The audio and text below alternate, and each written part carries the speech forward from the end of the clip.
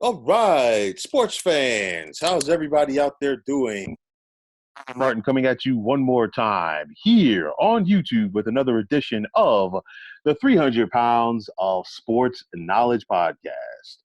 Now, whereas the Boston Red Sox have spent the majority of the 2021 Major League Baseball season in first place in the American League East, they now find themselves struggling as of late.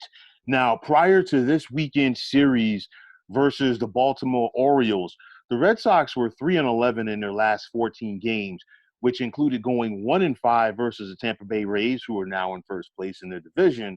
And as a result, the Red Sox found themselves reeling, hanging on to a postseason spot. But this weekend, we saw the Red Sox get their groove back, if you will, as the Red Sox swept the Orioles in dominating fashion, while they also have to be pleased by what they saw from starting pitcher Chris Sale yesterday as he made his season debut. You look at this team all year long, and they've been steadied by the return of manager Alex Cora. Of course, Cora had his hiatus in 2020, which is a fallout from the Houston Astros scandal. But, Cora has come back and, he has provided this Red Sox team with a steadying course from the managerial position. Boston has one of the best offenses in the American League this year. And, you look at it, you look at the season that Xander Bogaerts is having, Rafael Devers, JD Martinez is having another typical JD Martinez type season. And then you look at Alex Verdugo. And of course, Verdugo was one of the players that the Red Sox acquired when they traded Mookie Betts to the Los Angeles Dodgers prior to the 2020 MLB season. You look at Nathan Eovaldi; he's been solid this season, leading this Red Sox rotation. Matt Barnes has been good as the Red Sox closer, but he has been struggling as of late. We saw the Boston Red Sox, try to flirt, or not try to, they did flirt with acquiring the likes of Max Scherzer and also Craig Kimbrell. But of course, that was not the case. As Scherzer ended up with the Dodgers, while Kimbrell with the White Sox.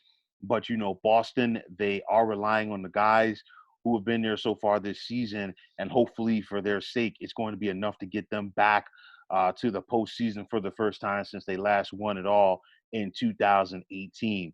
But coming down the stretch of this regular season, you look at the impact of Sale's return and what it is going to mean for this pitching staff. Obviously, Boston is still going to use the kid gloves with Sale when he is out there on the mound. But this is a guy, if he can go out there and consistently give the Red Sox 6 solid innings every fifth day that he takes the baseball, that is going to be a huge boost for this team coming down the stretch. Boston, they currently find themselves 3.5 games back of the Rays for first place in the American League East. And, they're right there with the Oakland Athletics for the top spot, in the wild card picture. So, Boston definitely has, more than a puncher's chance of making the postseason this year. You look at it, both teams are tied right now, of course. Oakland lost to Texas today. But, if you're Boston, you got to like your chances coming down the stretch. Big game, three-game series that starts this week in the Bronx versus the New York Yankees for the Boston Red Sox. Very important series because you look at the Yankees, they've picked up momentum since the trade deadline with their acquisitions of Joey Gallo and Anthony Rizzo.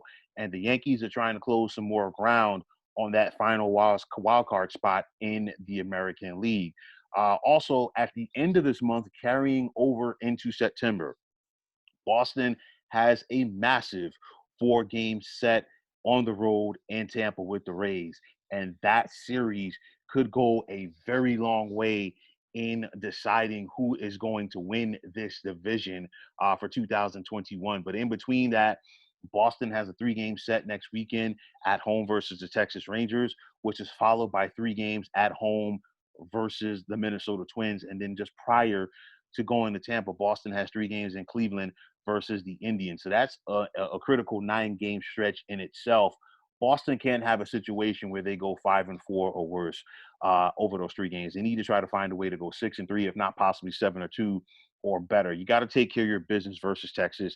You have to take care of your business versus Minnesota.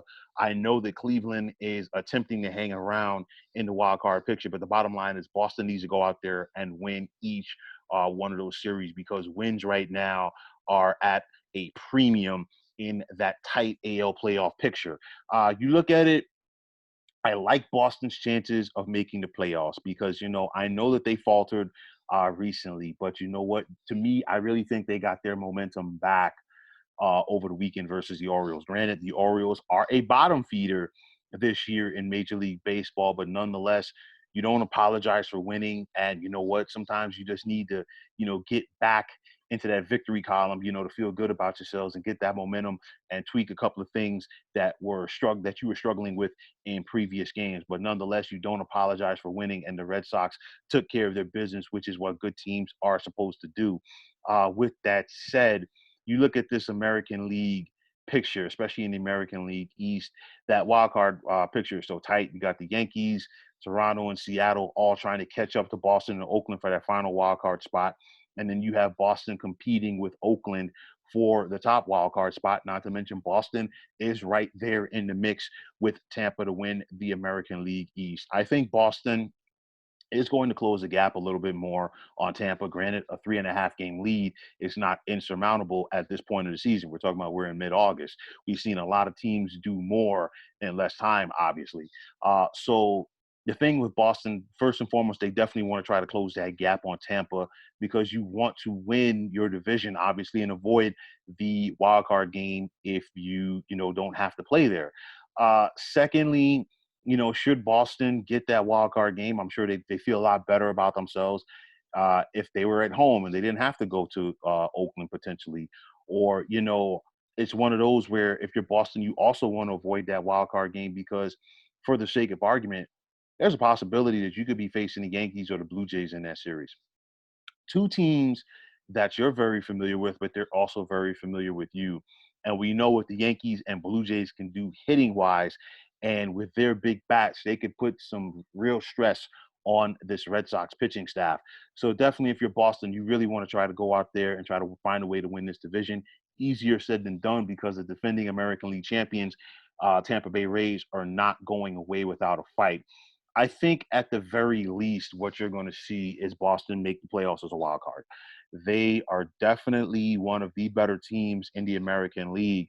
I think the biggest problem for Boston, just like it is with the Yankees and Blue Jays, is just the fact that they play in the American League East. And once you factor in the Jays, Rays, Red Sox, and Yankees, like I said at the beginning of the season, and I've said it throughout the course of this season, that all of these teams are just going to sit back and beat up on each other.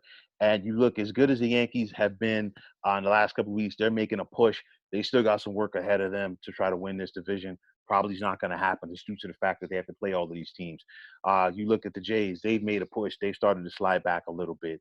The Red Sox have taken a little dive, but maybe this is the point where they can try to get some momentum for themselves, and the Rays continue to be the steady Eddie Rays.